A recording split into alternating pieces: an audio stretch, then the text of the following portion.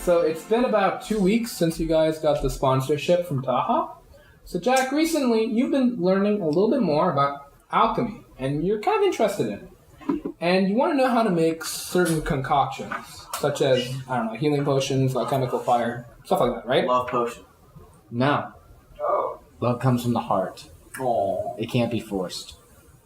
Not by charm or spells or potions. That's just a suggestion.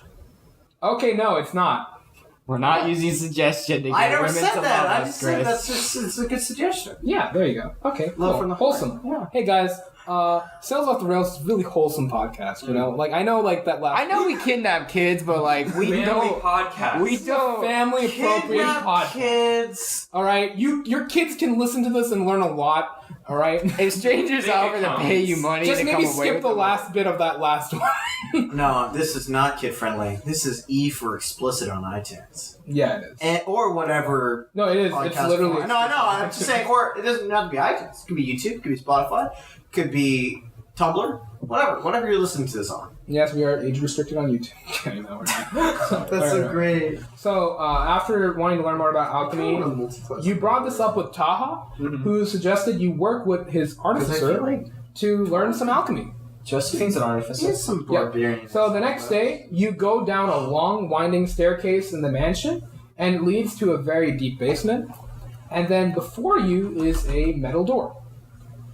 I push it. Or are you looking at All right. So as soon as you open up this metal door, you all hear not you all, just you. You hear like a big sudden roar, and then you see at the other end of this like room is this. Can you guys be quiet? Trevor came back. The Trevor jumped out. So a wolf that appears to be assembled out of cloth and is sort of stitched together is running towards you. It's in its mouth. You can see some cotton stuffing is sort of spilling out of it. It resembles the foam of a rabid animal, and it's charging straight at you. Oh hell no! I'm gonna cast spider climb and run up the wall. All right. So you run up the wall, and then the wolf is like below you, and it's trying to bite at you, and then all of a sudden you see this like sort of pin like fly right into its like neck, and then it's like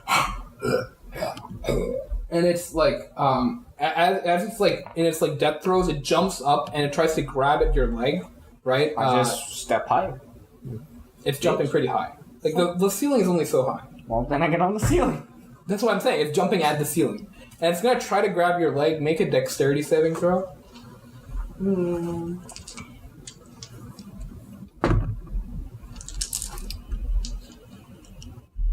8. Yeah, no. So it grabs your leg, and then you're pulled down onto the ground, right? Yeah. And then it's like sort of clawing at you and trying to bite at your neck. But as it's about to, you see another pin sort of hit it in its head, and then its little button eyes sort of roll back, and it begins to shrink down and down and down until it's the size of a small plush toy, sort of on your chest. And then a woman in goggles is standing above you. I just sort of throw that towards the door, just with both hands, just bat away. Fuck that shit! So you do that, and a woman in goggles standing above you, and she reaches down her hand to like sort of help you up. Can I tell who it is? Yeah, she removes her goggles, and you're shocked to realize that it's actually Josephine. I sort of go, oh shit, and I sort of try and get myself up on my own to sort of save my pride, and sort of dust myself off. I'm like, oh, Josephine. Hi. Yes, it's me. You didn't really recognize her at first because she's not wearing the maid uniform anymore. She's just wearing like some plain clothes that have like sort of like oil stains all over them. And she has her hair back in a ponytail. Working woman. Okay. So she kind of like waits as you get back up. So Taha told me you wanted to learn more about alchemy. I did. I'm guessing you're his resident artificer. Yes, I am. But I don't really artificer now. Yeah, it's fine. You're not in this, Toro! Oh my god! You're not here. Okay. So she says, well, I'm not really an expert on alchemy, but I can at least steer you in the right direction. I have more books here that you can read when you get to more advanced topics. Thank you. That'd be greatly appreciated. So she basically leads you past these tables that are covered in papers and all these really strange contraptions that are buzzing and like moving about. And then at a table, you see that a basic alchemy kit has sort of been prepared for you. This is fascinating work, Josephine. Thank you. Spend most of my time down here when I'm not up and working at the house.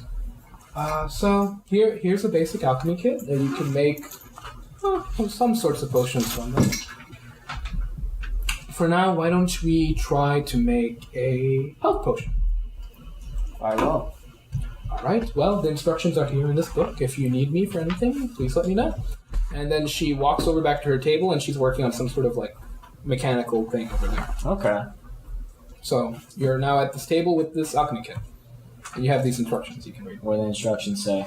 They just like tell you like, okay, first start mixing this, and then blah, blah, blah. So why don't we do a intelligence check to see how well you do at this? I'm straight stupid.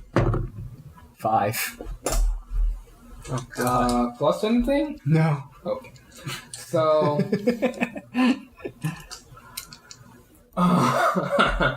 So you basically, Jack, you're trying your best to follow these instructions, but you're not quite sure what half of them like really mean or say. And then like you don't really know what some of the ingredients are really referring to. You're like, well, this seems like the right color, and you just sort of pour the random substance in there. And when it says mix, you're like, well, it probably just means shake. And then you kind of shake it a little bit, and then over time, it seems like you're making some sort of potion. And then finally, you put on the finishing touches, and then you put it over the boiler. And as soon as you take the cap off, a noxious fume begins to spill forth from the bottle, and it's like a really dark brown color. I cork it. It's horrible. And well, hold on. And it's like going with a lot of force out of the bottle. Mm-hmm. And you see Josephine like look at it, and she runs over in shock and pushes you aside. What did you do? I was trying to follow the instructions. I thought I did it right. Wait, hold. And then you can see like she's like struggling to breathe, and then she kind of like begins to choke, and she falls over. and she can like she's like choking on the ground. I run to cork it.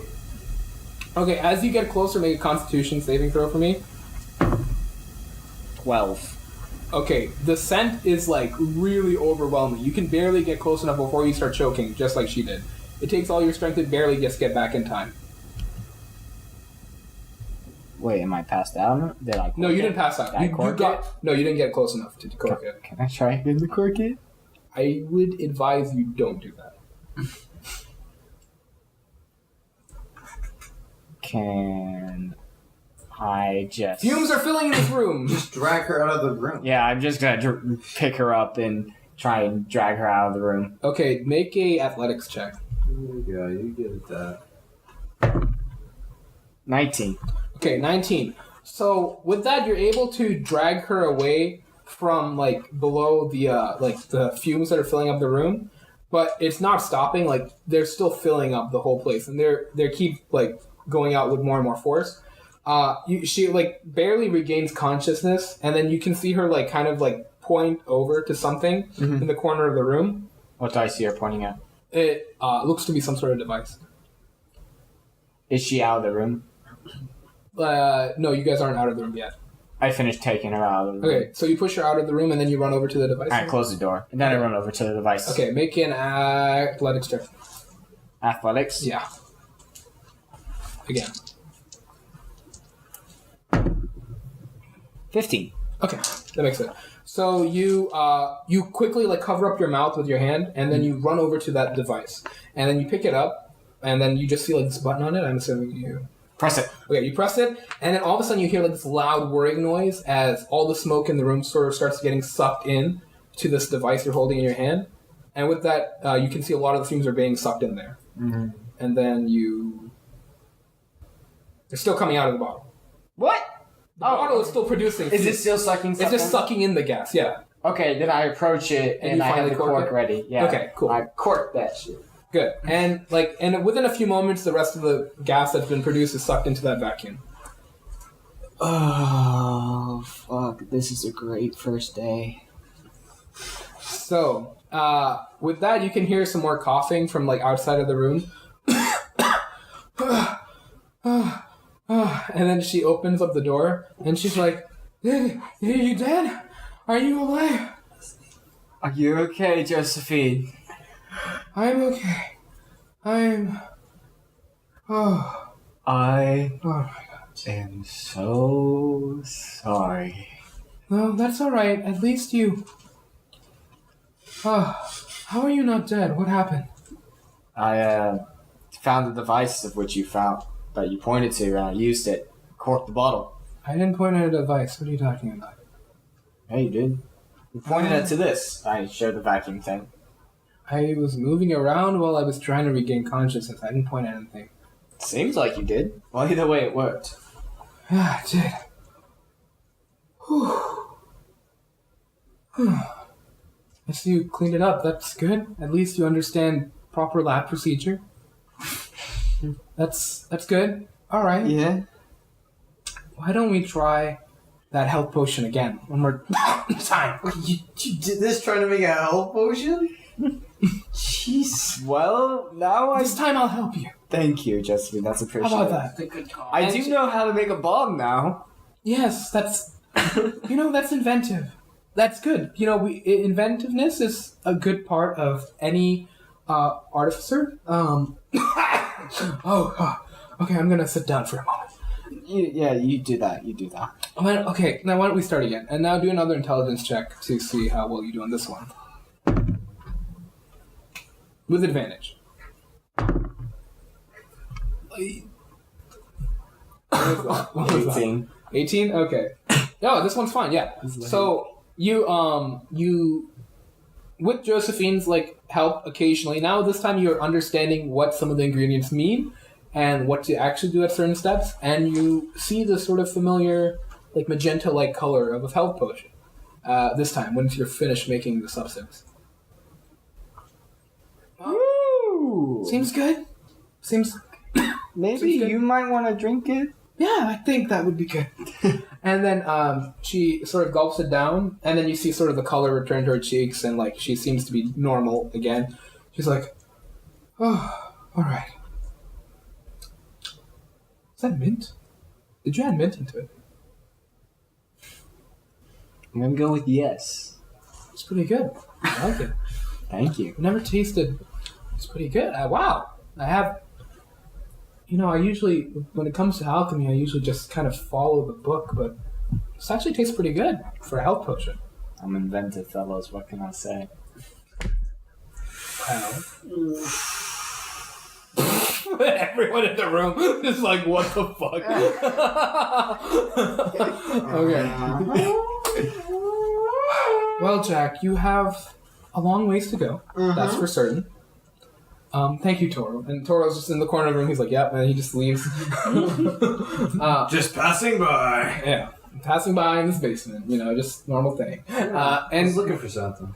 so then she's like, well, you have a long ways to go, but from what I've seen today, it does seem like you have some talent in it.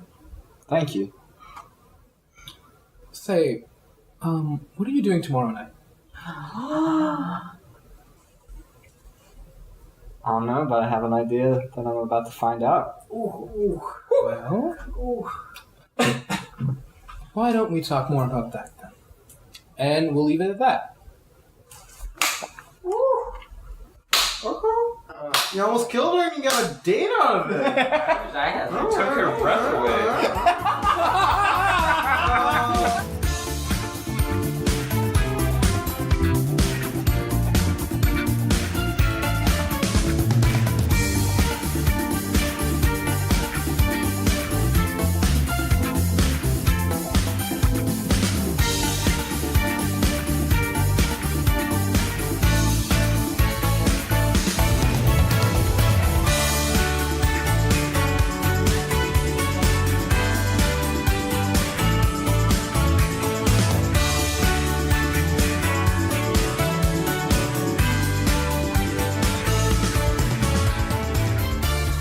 Oh, Ethan, what were you doing again? You were trying to get to a library and read some more books, right? About math and stuff? Yeah.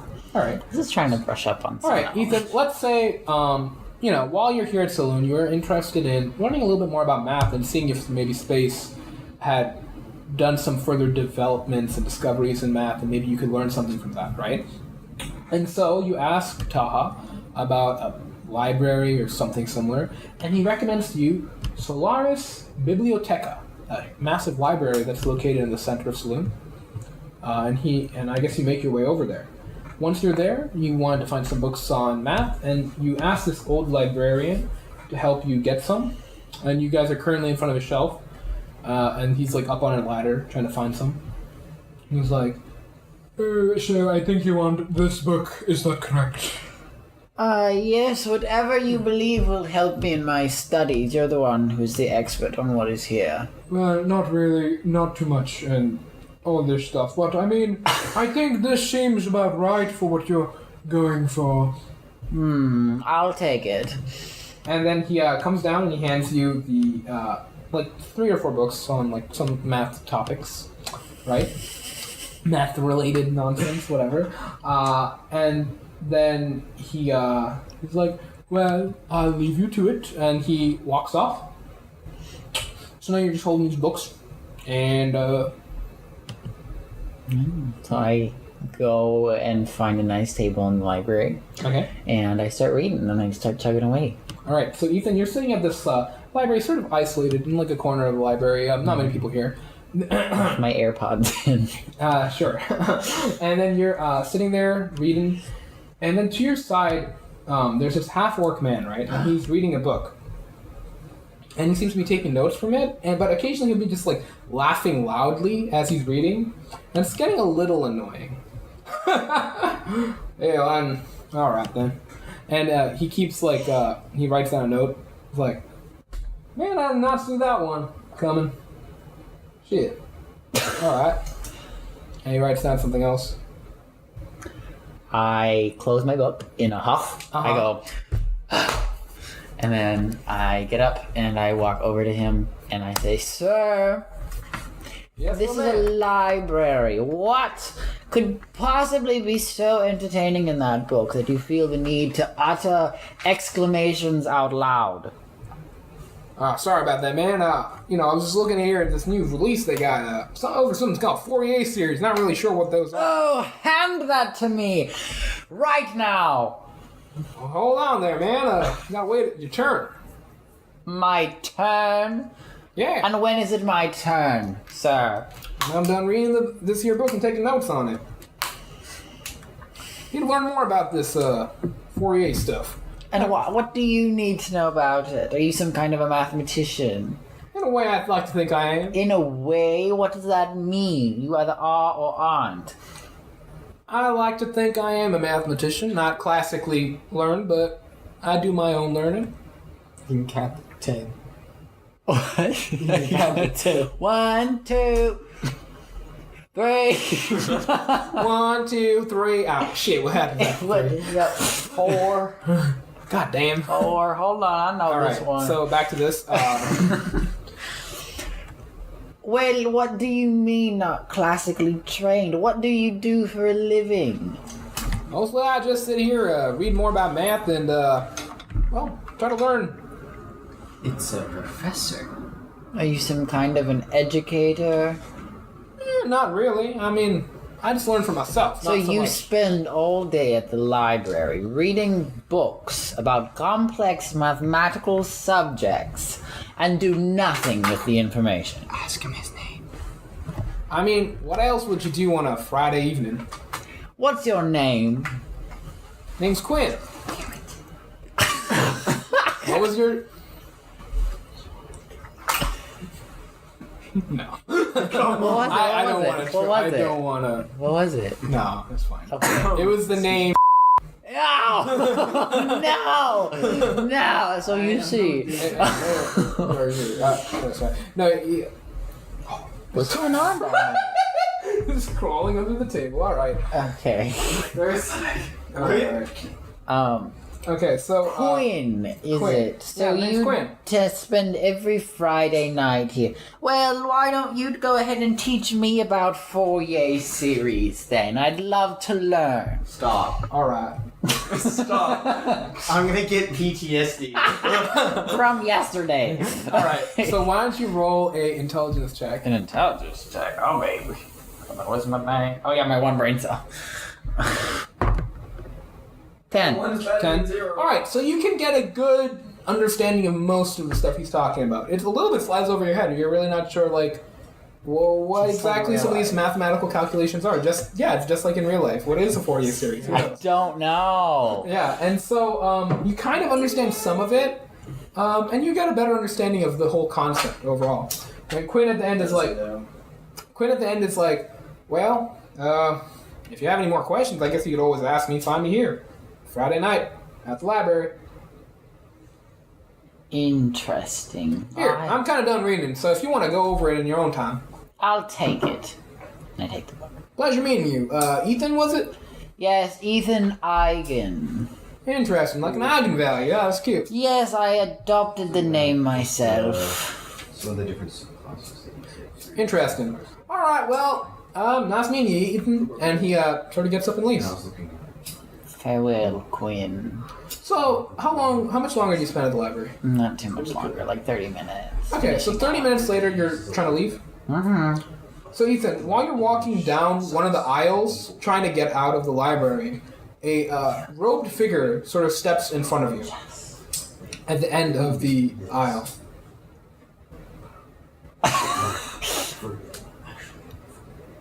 Hello? Are you trying to intimidate me? He begins to walk towards you, and then he's just walking towards you. And you can. What's your passive perception? Passive perception. What is that? Hold on. What do you mean? Never mind. Okay. Yeah, it's gonna fail. I know it already. It's gonna fail. They rolled a 2. You immediately sense behind you that there are 2 more people sort of standing behind you. They're also approaching. Do you people need something? As they begin to approach, you see it's the face of the spectacled librarian who was helping you. Right? He had these glasses on before, and then he pulls back his robe and he's like, "Young one, you're quite a ways from home." And then he pulls off his glasses, and you can see that these glasses, they had some sort of trick to them. They made it seem like he had regular looking eyes.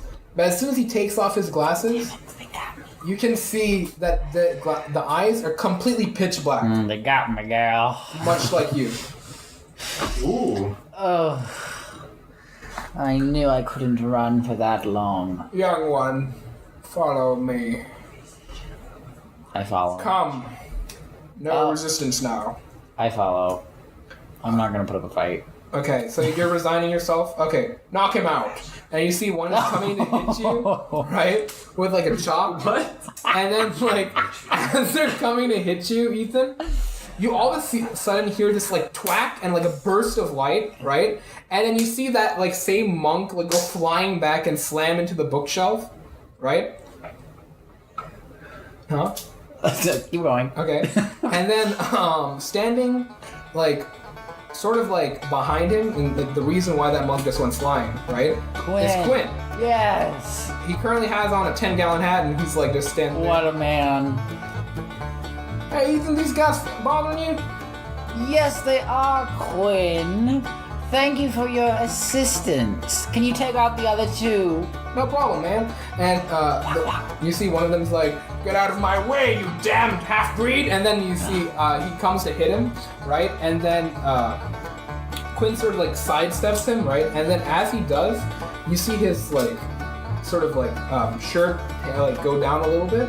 And then on his arm, you can see tattooed all along his arm all these various mathematical symbols such as pi, numbers, and like E, yeah, sure, like random stuff like that. E. Yeah, you see all these mathematical symbols that are sort of like tattooed On Quinn's arm? On Quinn's arm, right? And like as the man like sort of like walks past him, Quinn's like the symbols on his arm, they all like sort of like seem to glow brightly, like as if you're staring into the sun. And then he punches like the the monk really hard, and that monk also goes flying off into the distance. The last monk is kind of like, and then he turns around and he starts running away. And you see Quinn bound over and just smack him over a railing. Yes. Thank you so much, Quinn, but why did you come back? I thought you left the library. Right, but forgot my hat, so. Oh, you weren't wearing that earlier. What? He's a better fighter than Ethan. I mean, it's not a big competition. Got fucked up by those gorillas. Sorry about that. I mean, hey, seems like it worked out in your favor, though. How did you do that with your fists? And let me roll up your sleeves. He does, and you see like the symbols and like that random tattoos continue up his arm. I know what all of these mean. You kind of do. I kind of know what all of these mean. I mean, you can tell him you know what they all mean. Yeah, yeah. You can lie. Yeah, you can try a deception if you really want to lie. I mean, so that's fine. He's like, well, it's math. Simple as that. Our universe is made up of it. You're so correct, Quinn. I fear I may have misjudged you when I first met you. A lot of people do. And then you see, he kind of waves his hand, right? And then you see like these like sort of like energy sort of ripples around his arm, right? And you can just see like the same symbol sort of being projected out, like around in this like sort of spear of light that's like enveloping his arm. And then like in a quick snap, it also goes away. Did you do that just to show off? Oh, just to prove a concept. When you look, think about it like this, right? Math allows you to do a lot of things. Once you understand how math interacts with the universe, you can sort of fudge the numbers a bit, if that makes sense. So how do I learn how to fudge the numbers? How did you learn? Self-taught. Self-taught. Well, not really. I had someone kind of point me in the right direction. And who was that? My master before me. Better see. Your master before you. Your master of what? Math karate. Math karate. It's a working title. When he was never good at coming I feel up. like that's a lie.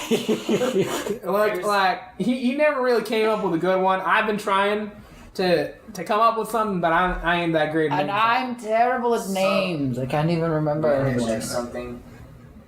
Can there be like this little mouse that like crawls into the room and up Ethan? Up Ethan? What? What do you mean up Ethan? What's Ratatouille's mouse? Can whisper something into Ethan. Okay, sure. Ask him for his name, and then he just goes away. His name is Quinn. What? No, his master's name. Oh, his Oh, master's. and who is this? What was this magical mouse? What the fuck was that? fuck? Yeah. I was gonna ask for the master's Oh, no, name you're soon the enough. GM. Like, Huh? You're the DM? I don't know. You just had this random ass mouse. That did not happen. Okay, No, okay. stop. I'll just- What the fuck is this mouse? okay. And so, if I desire to learn how to fudge the numbers, like you say, would I be able to meet your master? No, he's dead. Oh, classic. But I love a good story. if you did want to learn, I suppose I could teach you. Teach me. Interesting proposition. How much effort would this take? You in arm art? Emma, I love art on arms. Well, why don't we get some tattoos on you? Oh, yes. Let's see how it goes. I want one of a sigma. Capital and lowercase. That can be arranged. And I want one of an omega. Yeah, And, that's on there. Don't worry. and I want a plus sign. Joining Greek life.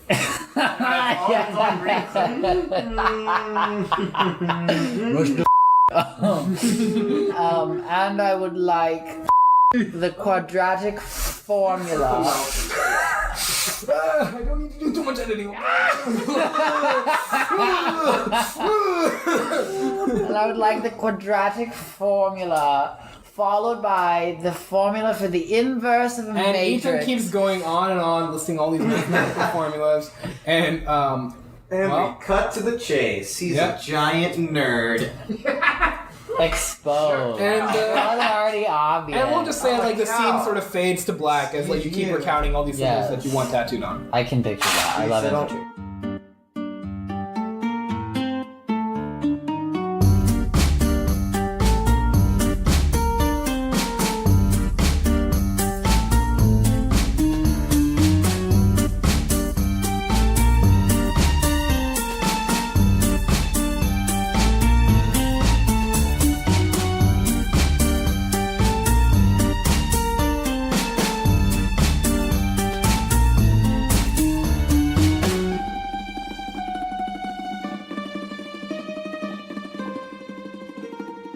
Jori, All right. time for your little adventure. Cool. So, you wanted to learn cooking. Yeah, that Jory's feeling it. We gotta eat. Man's gotta eat. Crew's gotta eat. Okay, it's been about 2 weeks since receiving your sponsorship. One night, Vita tells all of you guys about an amazing restaurant in the city that she went to recently. She claims that it's the best food that she's ever had. So, curiously, the entire crew decides to have dinner there. So you guys load up everyone onto several trolleys, and then your large group arrives in the midst of a dinner rush. So a young dwarf woman, she shoves her way through the bustling dining room, and she guides all of you over to a group of tables. Okay, what do you want? I will take your finest steak. Steak? Alright. And then she goes around to everyone else, gets their orders. And then you guys are waiting around for like maybe, let's say, Alright. like a couple minutes. And then soon, a procession of dwarves, they exit from the kitchen holding these trays of food. Okay. They maneuver through the crowds, and they arrive to serve all of you your food. And they place a steak before you. All right. So, how's it looking? How's the steak looking? Jori, as soon as you smell the food, you're paused. All the noise and energy of this crowded dining hall is just fading away as you're taking in the aroma. It is a beautiful steak. Yeah. You can smell a sharp blend of spices that's coming from a sauce that came with it. And you're picking up your knife and fork, and you're ready to take a bite. Okay. Ain't like what we had back home, but here we go. All right, I'm gonna take a bite. Let's go. right. Let's do it. So as you take a bite, the taste is exhilarating. Your tongue can feel the quality of the ingredients. There are so many different kinds of flavors in this one spoonful. And it seems at first that this is too much, but they all complement one another. And you can't wait to get another spoon into your mouth. Who's eating steak with a spoon? Sorry, No. not a spoon. Another bite into your mouth. And then quickly and rapidly, you finish it off in moments, and you're licking your lips in satisfaction and just sitting there, Damn. stunned. Damn. Y'all, a fine steak right here. One thing of note is you didn't really taste beef, if that makes sense. Oh. So you're not really sure what you just ate. It wasn't quite a beef steak. I'm gonna ask the waitress. Excuse me. Yeah? What kind of meat is this exactly? This isn't... It's a steak. Oh. All right. What kind of steak? Is it like your standard steak from a cow? And It's a steak. oh, very helpful. Yeah, it's on the menu. See, it's just a steak. Steak. Can I check? Can I do an insight check? Yeah, do it. Check. That's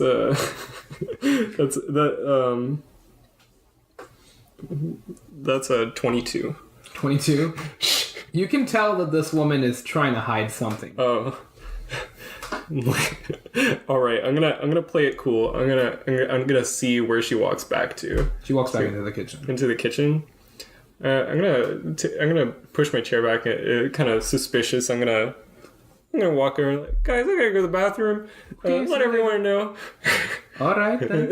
Vita goes back to eating her food, and like you can tell, like the rest of the crew are just like enjoying their meal. Yeah. Like Toro's kind of fallen over after eating a lot. Ethan's like, I don't know, he's calculating the mathematical equations that result in the perfect amount of spice or something like that. Yeah. volume of his soup. Okay. Yeah, exactly. Yeah. Something like that. So they're not too bothered when you leave. Okay. Okay. And I'm gonna try and see. So is the kitchen like any way I can look in? Is it like a? It's a solid door. There's no window into It's it. a solid door. Can I like peek in there? You want to like push open the door a little bit? Sneakily. I want to sneakily look in that door. Okay, do a stealth roll. That's going to be at 18. Okay. One moment.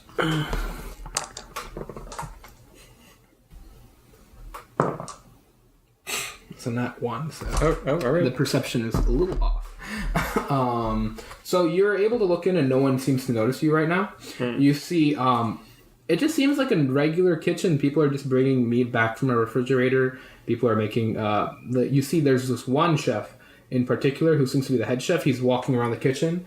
He's a dwarf man. He's got a very serious face. Oh, is it all dwarves in there? Yeah, it's all dwarves there. I can't really do the whole fake chef thing. Yes. Yeah. Everyone seems to be a dwarf here. He's kind of walking around and he's like barking orders to people. He's like, put more spice on that. What are you doing? I love this. Mix that sauce. Mix that sauce. And he's just kind of yelling out these commands. He's like, that meat is undercooked. Look at that. And then he keeps going on. And that's about all you're like really seeing. You don't see anything that you wouldn't expect. It seems like a regular kitchen. All right, nothing out of the ordinary. I gotta figure out what's in that fridge. God, how am I gonna even do this? God damn.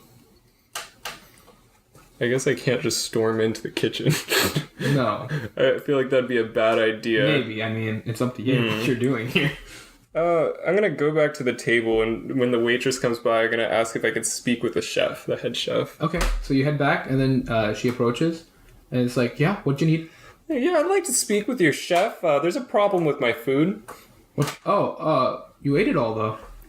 I'm gonna... There's nothing left. Yeah, God. you ate it all. I mean, there's a problem with my friend's food, and I have some concerns about it. Which friend are you pointing at? I'm pointing at, Ethan. He's the most distracted right now. Okay, sure. At least I feel like he would be. Okay, so you point at Ethan's soup, and he doesn't pay attention. He just keeps drinking the soup up. And she's like, well, all right. Bad cover. Okay, I guess we're gonna have to roll for Ethan, just to make up shit. Like, I don't know. Like, she's like, all right, so, you know what? Fuck it. All right, so, what seems to be wrong with the soup? And you just hear him mumbling like mathematical equations. And he just, all right. What's wrong with this food? Like, what's he saying? He's not much of a talker. I will explain. He says it's way too salty. There's something. He says something's up. All right, I'll go get the chef, and then she runs back, and then you see that same chef. He's approaching you now. He's got on a very stern expression as he approaches, and he seems to be stroking his little beard. And then he comes up, and he's like, "What's the problem?" See, is the waitress still there? She is there, yeah. She's there? How am I gonna do this? I'm gonna ask the chef. I'm gonna say, hey man, just yeah, just a little question. Okay. Yeah. So there was something wrong with the soup. Yeah. Yeah, there was something wrong with the soup, but this is more important. I'm gonna need to know what's up with the steak. Can you tell me anything about the steak? And I kind of show him my coin pouch. Oh wait, I guess I show him Edna. I fuck. I'm sure there's some loose change around. I like hint to him. That's gonna be a confusing story if I show Edna. I'm gonna show him, just kind of jangle some change, see if I can get his attention, try and bribe him. I gotta know about the steak. You walk into my restaurant and you insult me by showing me money? What do you expect? What do you want to know? Look, man. I gotta know how to make your steak. Tell me your secret. Please. I'm begging this man. Do a persuasion. Oh, thank God. I've been getting good rolls. This is gonna be, I swear. This is gonna be 20. 20? Yep. Not natural. Okay. I don't give out my recipe to just any chef. Do you have any skills? I have spent about 80 years training in the wild. and I have cooked for myself and an old man that lives with me, and it's been a wonderful time. I won't get too far into that. The point is, I know my way around a kitchen. I got skills, man. You got. What do you say? I work for you, and for free, okay? Free labor for a while, and you can teach me how to make this stupid steak. Very well. Come to the forest tomorrow, and I will see if I can give you this recipe. You will have to prove yourself. All right. So do I need contact information or something, or just gonna? And he hands you a piece of paper. Come here. Okay. And then he quickly turns away and walks What's back. on this paper? What is it like? Basically, gives you instructions to come to a certain location outside the saloon tomorrow, and it's just come to that address. All right. Well, this doesn't look sketchy at all. Sounds like a great plan. I'm gonna wait till. Okay, so the next morning you find yourself at a place where you can basically get a cart ride to other areas of saloon. All right. And so you find yourself on a cart heading to a forest that's located outside of the city. And then as you're approaching the towering trees, you can see this chef. He's standing there next to a tree. There's a large battle axe on his back, and he glances once over to you as the cart arrives and motions for you to follow him. And he begins to walk into the forest. All right. So this is cool. Liking the natural vibes you got going here. He's not gonna say anything. No, he just looks All right. at you and keeps walking. I'll keep walking with him and regale him with my tales from the forest. What do these sound like? What do these sound like? So there's this one time I killed a bear with Walter. Oh, you gotta hear about Walter. So Walter's pretty cool. This is what's up with Walter. I don't know how he's doing. I guess I can't go back and see him, but that's cool. It just kind of goes on like that. For a while. He's just The whole explaining time his he's whole just life story. The whole time he just kind of is scratching his forehead or just wiping his brow as you just keep talking. Occasionally he'll ask a question like, What did you do with the bear meat? Oh, you just build up a big old fire, and you put it over the fire, let it do its thing, and once it's all ready, you just eat it. Yeah. And then he looks kind of disapproved. He just looks a little meh at that idea, and he keeps walking along. All right. Yeah. And then after a while, let's say about an hour of this adventure of walking through the forest, he motions for you to stop, and he slowly lowers himself behind a log, and he's looking at something in a clearing. Oh, what, can I check? Can I look where he's looking? He motions for you to get down. Okay. Do you? I get down. Yeah. Okay, We're okay, getting, you we're get getting down, down. okay. We're All getting down. All right. Do a perception roll. It's gonna be 12. Okay. So in a small clearing about 20 feet in front of you, there are these two rabbits, and they're sitting and they're nibbling at the grass. And then Oaken motions for you to take out your bow. All right. He's like, Shoot only one of them. There is a correct answer. There are two rabbits, and I have to kill one. and he's saying there's a correct answer for which There's one. a correct answer. What? Can I see any difference between the two rabbits? Do a investigation check. It's a 13. Okay, you can from just looking at it again, from your initial look, you didn't notice this, but there is one of the rabbits has a small baby rabbit next to it. It seems to be a mom of some sort, and then the other one just sitting by itself. There's a mom and then another one. Yeah. Okay, I'm gonna kill the. So the mom is on the right. The other one that's just kind of sitting by itself is on the left. Oh God. This is a very difficult question. My reasoning is, if I kill the other one, then. So if I kill the mom is probably not going to make more for a while. So if I kill the other one, it will have a chance to replenish the population and keep the forest alive, because the mom's probably going to die sooner. So I'm going to shoot the other one, the non-mom one. The non-mom one? The non-mom. Okay. Alright, you shoot the non-mom, roll to hit with your bow. That's a pretty good. It's a 16. So 16 to hit. Okay, that'll hit. So you watch as the arrow hits the rabbit, and it makes a pretty clean hit. It goes right through it.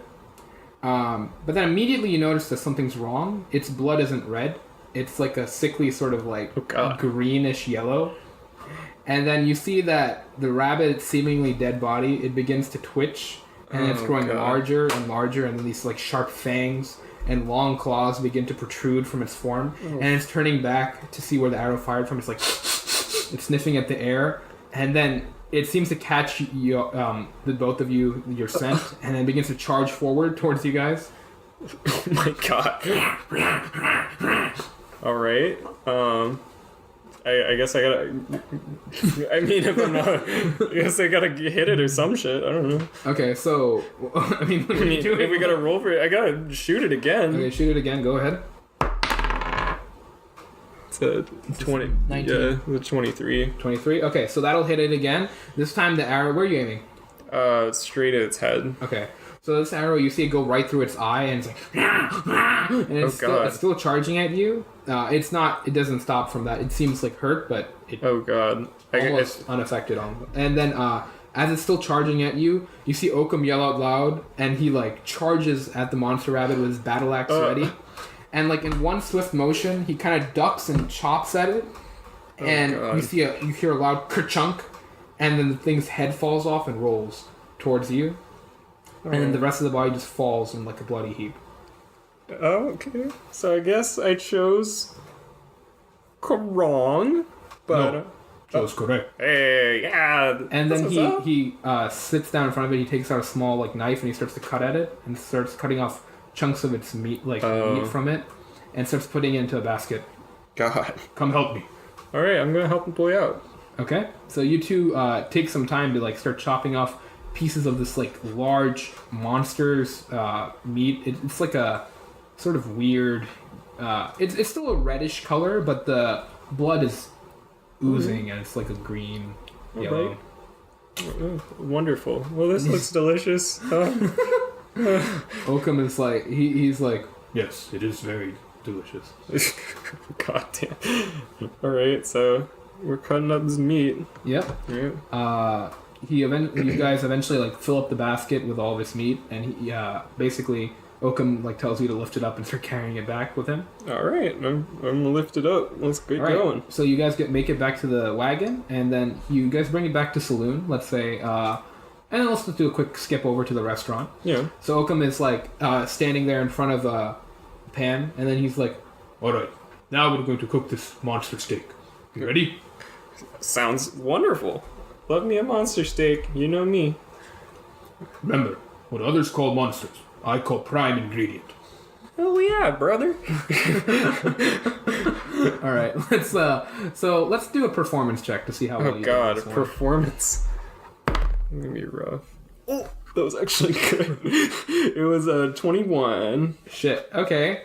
So, you spend a couple of hours just mulling, or well, not a couple of hours, but you spend like a good hour mulling over the steak. You season it really well. You're trying to kind of drawing on like what little knowledge you do have of like cooking, I guess.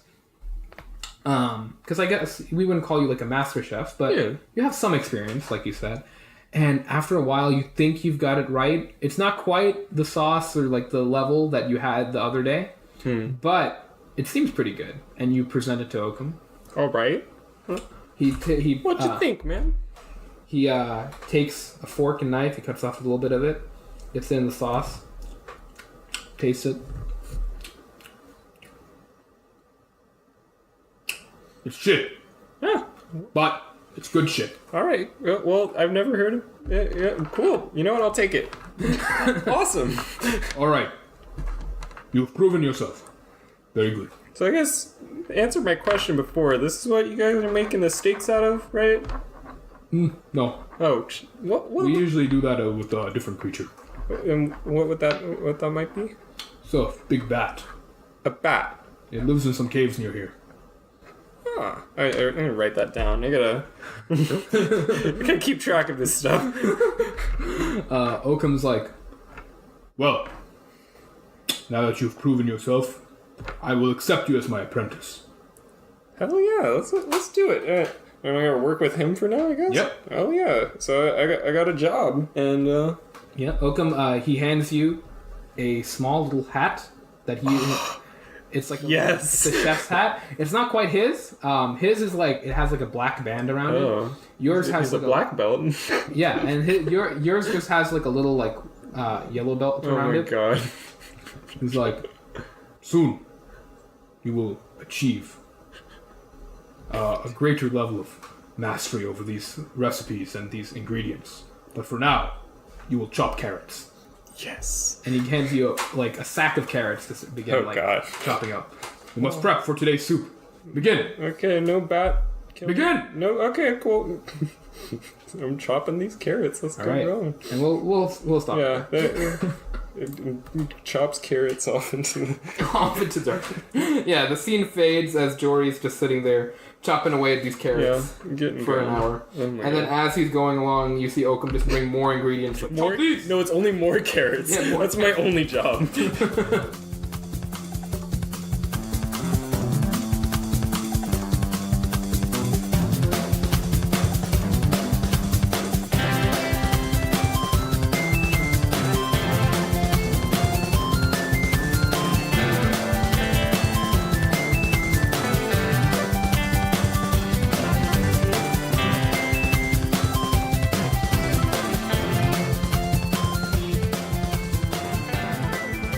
In a week after getting your sponsorship, and then you realize that you, Toro, need to take the initiative to investigate some of the mysteries that the crew have encountered, not just because you have an interest in solving them, but also because others are off doing random things that have nothing to do with solving said mysteries.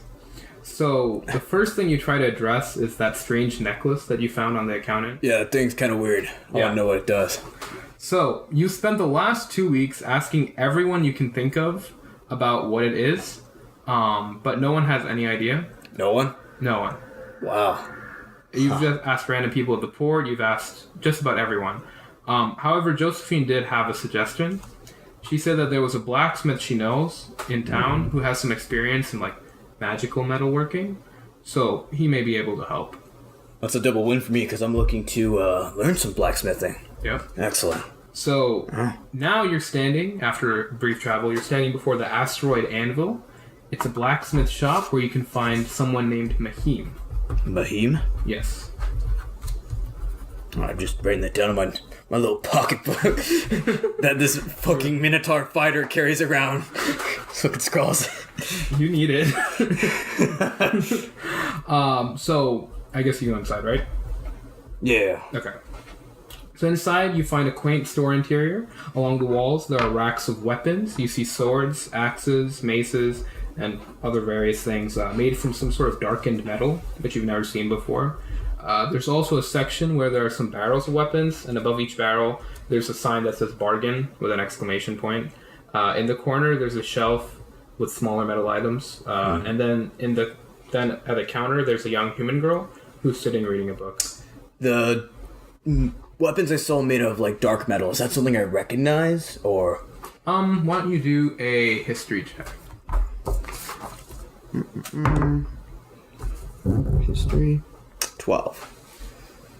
You have seen, like, while you were a pirate, you do remember some crews you encountered, or that like on ports and stuff, that were more like deadly and like you had, or were more well known at least. Okay. You do know that their captains did hold daggers made from a sort of darkened metal. But there are like whole blades and axes there's made out whole of this blades stuff. and axes, Okay, yeah. and those daggers were. You did hear of a particularly notorious captain who did have a sword made of this stuff. And he was known to be pretty fierce in combat, kind of deal? Yeah. Okay. Interesting. Yeah.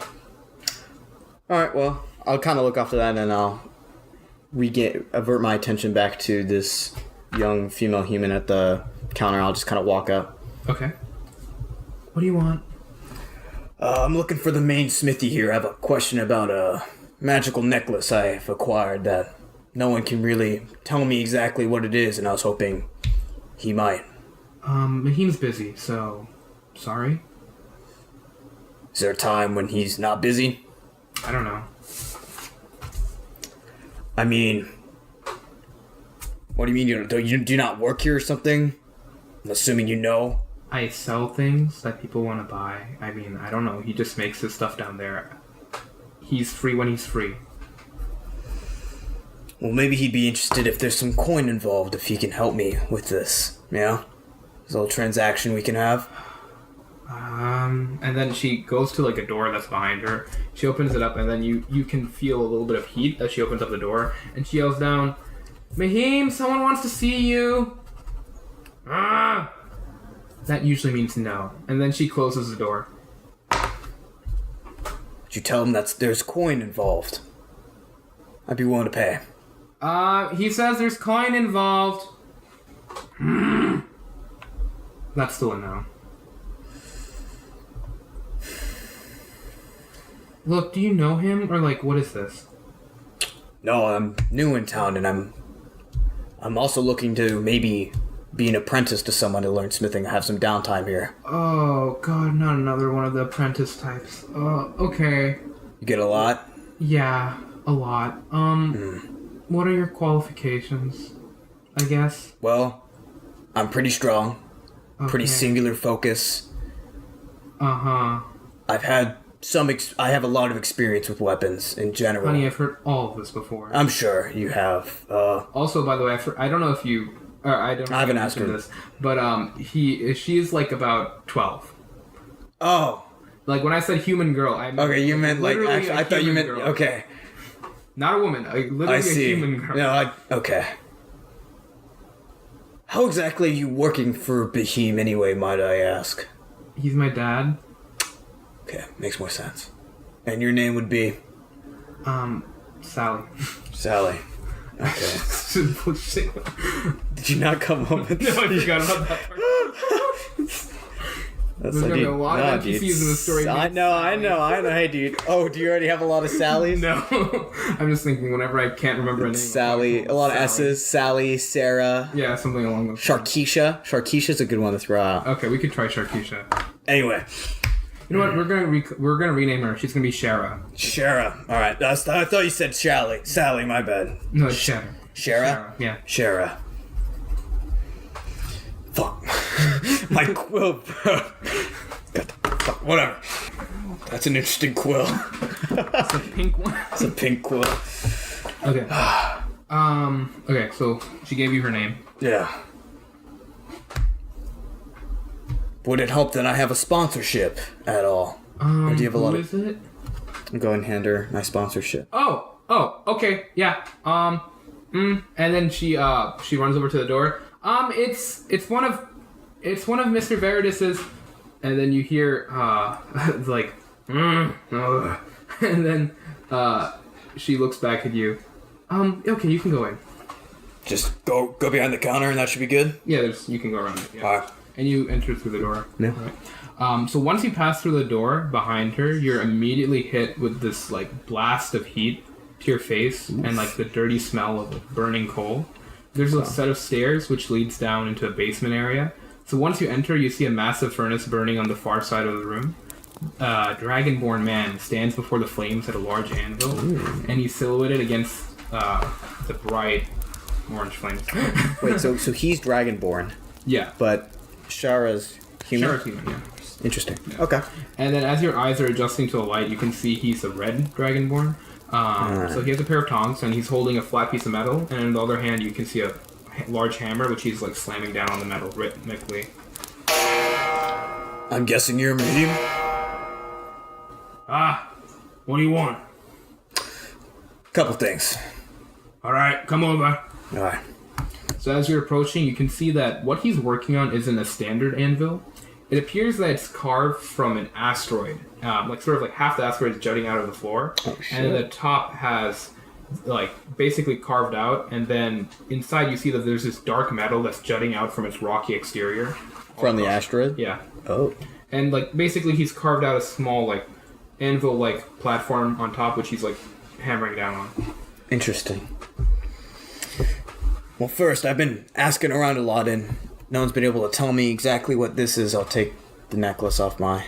Okay, and then he grabs onto it. One of these, eh? I was told you might know something about that. Where'd you find it, lad? Where did I find it? Found it on an asteroid about, maybe 30 minutes out from here. Oh, really? Alright. Yeah, I've seen one like it before. It used to belong to this one guy in Ringo. He used to be a purveyor in weapons and armor. Well, we got it off of a certain person who was in our way, so he was the accountant. Was he human? No. Human? Was he human? The necklace? No, the man who had it. No. It wasn't Ringo then. No, it wasn't Ringo. don't know That's not what he said his name was, at least. Huh. Well, Ringo went missing about 3 years ago, so I haven't seen a necklace like that since then. And with that, he slams down again. He gets to work. Did he ever tell you what it was used for? Or what it did? No, but I've had a lot of finely made goods whenever he came by to try to sell some to me. Personally, myself, I don't really buy it, but he always wanted to, show it off, brag maybe about what he had. Interesting fellow, but I mean, I don't see him around anymore. I thought maybe he moved to another galaxy or something along those lines. But he never bragged about what this was used for at all, just the fact that he had it. I mean, there were swords and armor and stuff like that. So he had a lot, and this was just one of the many things he had. Yeah, he used to come around, brag about, oh, look at the sword I got. It creates fire whenever it hits something, blah, blah, blah. But I don't know where he exactly got any of it from, so... Interesting. But yeah, it looks exactly like his, but aside from small difference, like it doesn't have a symbol on the side, so not exactly sure where his is, but you got something similar to it. Gotcha. Alright. Another unrelated question to that. I was looking to maybe learn some blacksmithing from someone around here.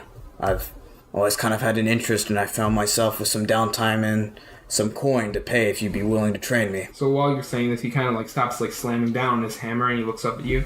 He's like, "Is that so?" Aye, it's so. Interesting. Alright. Well then, let's see what you're made of. And then he just throws the hammer over to you. Okay, I'll attempt to catch right? it. Yeah. Okay. And then he takes out a smaller, tiny hammer, right? Yeah. And he holds out the metal, right? And then he's like, "Hit that!" And he twangs his little hammer on Okay. a portion of it. I'll attempt to hit there. Okay, you hit it, right? Yeah. Okay. And then he's like, "All right, not bad. You got the strength about you. All right, let's try you out as a striker for this one, and then let's see how you do." Sounds good. And so basically, what striker does is they hit wherever the small hammer taps on, right? And so you guys continue doing that for let's say an hour or so. So why don't you make a strength check for me to see how well you do? Yeah, just straight up strength? Yeah. Okay. Ooh, 12. 12? Okay, so it's not the best looking sword you've ever seen in your life. But it's not terrible either. And then finally when it's cooled down, you put it into a water barrel to cool off. You see the same sort of dark dark metal, right? And the sword seems a little meh. And he looks at it, he's like, "Well, not my best work, but everyone starts somewhere." He puts it down. What exactly is that metal, by the way? I've only seen it a couple times, and you seem to have a lot of it here, more than I've ever seen. Asteroid steel. Asteroid steel. I'm guessing that's better than this. I'll take out my battle axe. Aye, get that shot out of me here. You don't know what exactly he just said. You assume No. it was something in Dragonborn. Yeah. Kind of waved me away, so. Yeah. But I never seen such a disgusting weapon in my life. What was that? Well, I may have got it off of some ragtag goblin in this alleyway earlier. A couple weeks ago. Hey, let me see it. Yeah. He looks at it. It's not the best, but it was better than what mine used to be. Looks like he smelted down some sort of random fused metal together to make this garbage. Something you'd see in a back alley. Some backwater planet. I don't know a lot about smithing, but I can tell that that's a lot better than what I got. Aye, it is. More expensive, too. Which is why I'm interested to learn. Alright. Well, what you did here ain't too bad.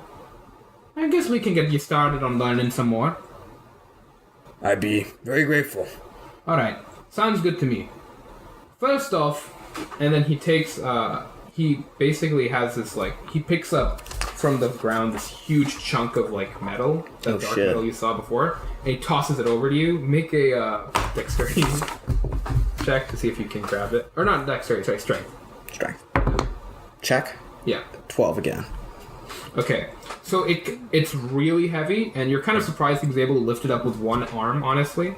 And it slams into you, and you kind of are taken back a few steps, but you manage to keep up, or hold it up, right? Damn, that's heavy. Aye, it is. And then he points over to a forge, and he's like, "Come on, bring it over. We don't got all day." All right, I'll kind of start lugging it over there. And he continues to help you basically melt it down, and then he has the sort of the tin or sort of container full of the molten iron or steel that you're seeing, right? As it's pouring out, you can tell that this furnace needs to get hotter and hotter, right? And you see he gets out a shovel to and throws it at you. All right, come on, let's start shoveling it in. All right, I'll shoveling coal in. I'll start shoveling in. And you can feel the flames getting hotter and hotter inside of the sort of basement you guys are in. Ooh, not used to this heat. I'm from the sea. You better get used to it. Better. Eventually, you guys have a sort of container full of the molten steel. He pours it into a mold, it's of a battle axe, right? And he brings out the sort of hot metal with his tongs. Right. All right, let's get started. The striking. Yeah. All right. Strike. And we'll cut to black, I guess, with you working on that. Okay.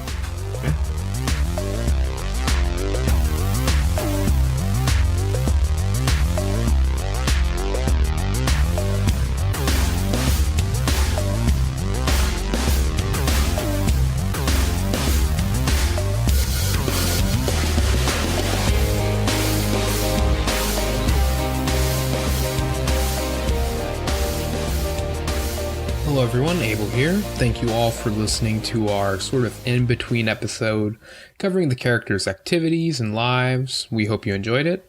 Apologize for this episode coming out a week late. We mentioned it on Twitter that we were all studying for exams and such, and so to make up for it, we will have the next episode, which is the first episode of our newest arc, out next Monday. So be prepared for that. We're super excited.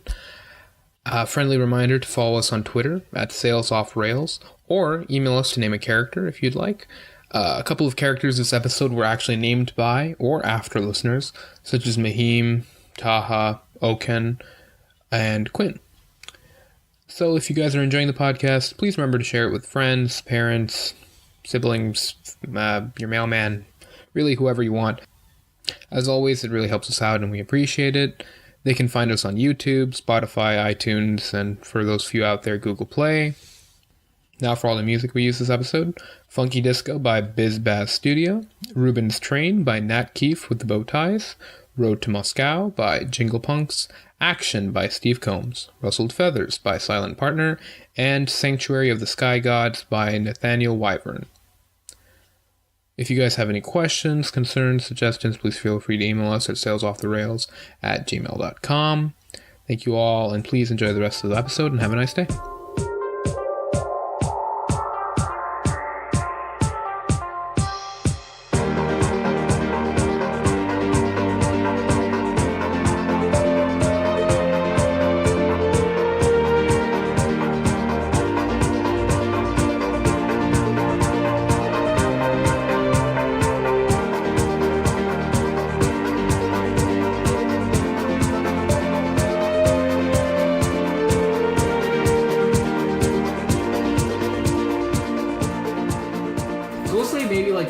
A week or so after your blacksmithing adventure, you show up with basically Taha calls you over on his walkie-talkie, and he says and he says that he needs you to help him out with a small monkey problem. More of the gorilla gorilla monkeys. Yeah. Yep. Okay. So basically, he invites you over and he basically leads you into his sort of property, the forest he has there. He says that more moon gorillas have sort of hopped the fence and have sort of taken up residence within his forest, and he wants your help to get rid of them. So you guys have spent about a half hour searching for more moon gorillas as you guys are walking. Sure, yeah. And like start talking to him. Yeah. So, you mind if I ask you a few questions just generally about Toro, I always welcome questions. Go ahead. So what's the deal with sponsorships? I know it seems to be a big thing around here. Right. So what exactly do you want to know? About like why we have them? Or? Yeah, like why are they such a big deal? Alright. So about, I don't remember how many, but a few hundred years ago, the galaxy, or at least our solar system, was in a lot of danger. A lot of war and conflict was brewing across multiple solar systems, and our solar system was next. You see, there's this large empire, I should say, I guess, that has sort of spread across multiple solar systems, and they were rearing to take over ours next. Now, as you can imagine, a solar system that doesn't stand together easily falls to the Empire's sway. So a sponsorship system was formed, and that allowed for different groups, no matter what side of the law they were on, or what race, or what planet they came from, to all join together and beat out the Empire's forces, and we actually were able to close off any travel in. So basically they came about for you to be stronger, Yes. and the strongest won. Exactly. Makes sense to me. And together, the sponsors, working together, were able to keep the Empire out, and they're permanently out from now on. So, but it seems like you guys don't always see eye to eye nowadays, Right, and though. that was a few hundred years ago. As you can imagine, over time, requirements to become a sponsor have become more lax, and some sponsorships have gone over to less than favorable characters. So how do you get power as a sponsor? Excuse me? Like, not that I'm saying we want to be our own sponsors, because we like your sponsorship, but you said the requirements for being a sponsor has become a lot less gray. So can just anyone be a sponsor? How would you do that? How did you come to power as a sponsor, I guess? Well, I took it over from my family. Okay. My family was a group, an influential group, where, as, I guess you haven't had any interaction with them yet, but there are sponsorships and there are guilds. Oh. Guilds are made up of different sponsors. Okay. So you're not part of a guild, though. I am. You are. Gold Claw. I see. So we're sponsored under you, under the guild Gold Claw? Exactly. That's why we have some friendly sponsors that work with us. Okay. So I'm guessing the Spider's under a different guild. He's more of a freelance agent. So he's not under a guild. No, Some sponsors just work by themselves. exactly. Interesting. Alright. So then what other, Goldclaw, I guess, seems to be pretty prominent here in Saloon. Are there any other guilds that are pretty prominent around here? I mean, the Elven fleet is powerful everywhere. Aside from them, I don't really know, on Saloon at least. If you go to different planets, for example, the Triton Confederacy is pretty powerful on the two of the planets in the solar system, which are mostly made out of water, and so on and so forth. Depending on which planet you're at, different guilds and different sponsorships have more sway and more power. So Goldclaw's pretty big here, though, at Saloon. Yes, Goldclaw is very powerful here on Saloon, and across most of the solar system. We're very friendly towards most groups. Gotcha. Well, glad we've set in with you lot, then. Thank you. But to become a sponsor, you would need to have some sort of power or assurance behind you. Something to back your claim. Yeah, or for a guild to accept you as a sponsor. But usually that goes hand in hand with having power. I'm guessing different sponsors fill different, like, roles within a Yes, guild. There are merchant guilds. There are our guild, which is mostly for protection and betterment of society. And then you have other guilds, which are less favorable, but they still serve their purpose for certain people, as you've already, I imagine, seen. Yeah. Want nothing to do with the Spider does with Yeah. slaves. Elven Fleet, they have a sort of neutral standing with us. We understand their goals. We don't agree with all of their methods and beliefs, but They kind of seem like pricks. yes, to say the least, they do give elves a bad name. especially across some sections of the solar system. Not that I'm not used to other races being pricks to me, but It's a shame. Minotaurs are very misunderstood, in my opinion. I knew a few good ones over the past few years. I'm glad to hear that. Yeah.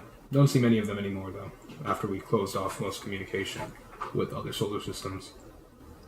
Well, you don't see any... I haven't seen many on the planet where I'm from either, so... I don't know. Right. That's a shame. Wish I could help you out there, but Minotaurs are by nature a very solitary sort of group. We don't take kindly to most, that's true. Yeah. Most Minotaur, I believe there's one Minotaur colony actually further out past the asteroid belt near the planet of Hachata, but it's kind of a dangerous place to go nowadays. What's that? Hachata's in a constant civil war, so I'm not sure exactly why the Minotaur groups have decided to set up planet or their sort of colony there. Oh, I can understand why. Right. You see combat. Trial by I've heard that strength. there's a lot of military groups over there, mercenary. Makes a lot of sense. Don't have much contact with that sort of sponsorship and those guilds, but I mean, if you're interested, I could look into it. I'm interested in what the crew's interested in, mainly. I don't... The Understand. crew's interests are usually what's best for all of us, or at You least... hear, as a gorilla just sort of jumps out of the forest and towards you. Oh shit, I'm on a conversation! Just take out a hand axe and throw it at him. Say you roll the hit.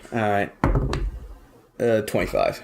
Okay, you just see the axe embed itself in its skull and like, and just falls like head first, like face first onto the ground. Sorry about that. I'll kind of walk over and just put my hoofed foot on it and just kind of yank the hand axe out. Very impressive.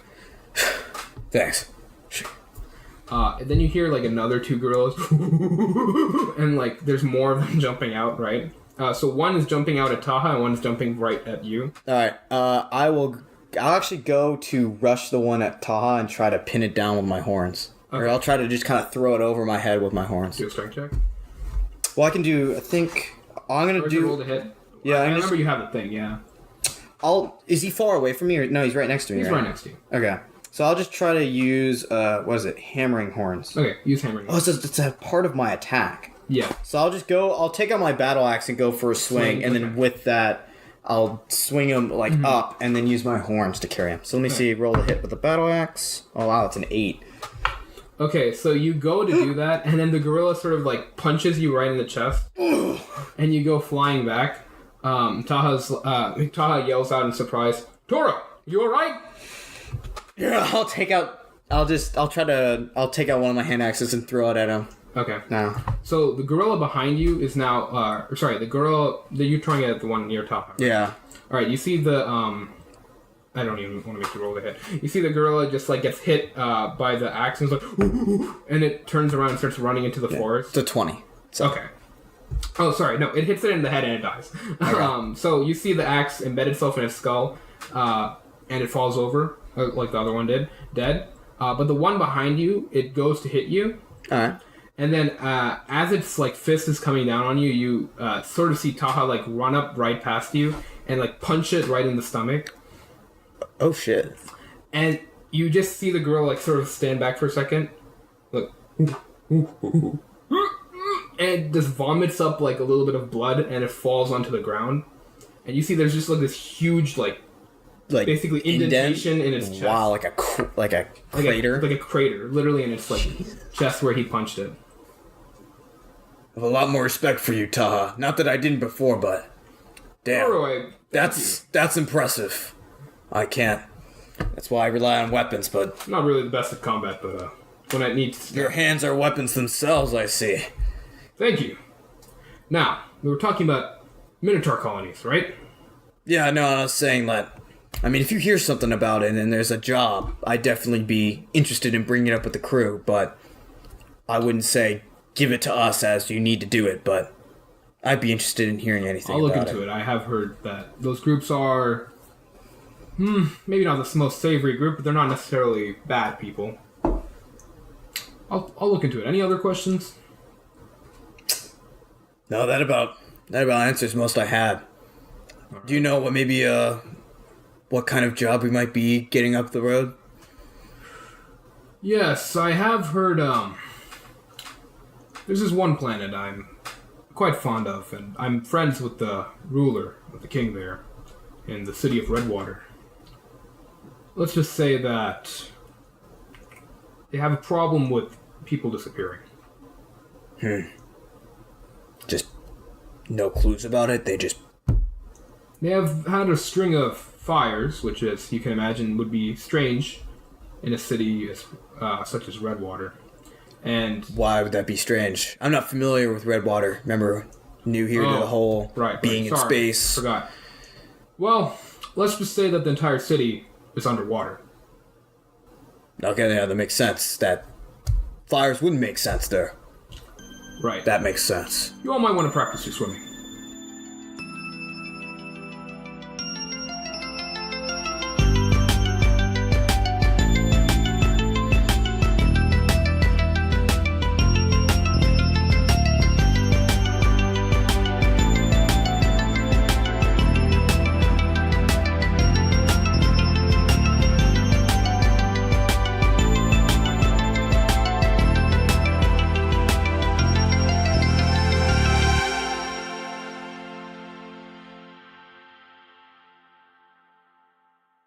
All right, so no, Nah, dude, We're not We that won't have ads. yeah, no, we have ads for all the copyright claims we have. Yeah, whenever some fucker like goes against their copyright license and decides, oh, I'm gonna actually steal this content and get some money from it. Anyways, all right, so you Triggered. Oh, Okay. Lemon! all right, so you brought this up. Please, you should say that every time you turn fire. Flame on! Flame on! All right, so you brought this up. I didn't think of that.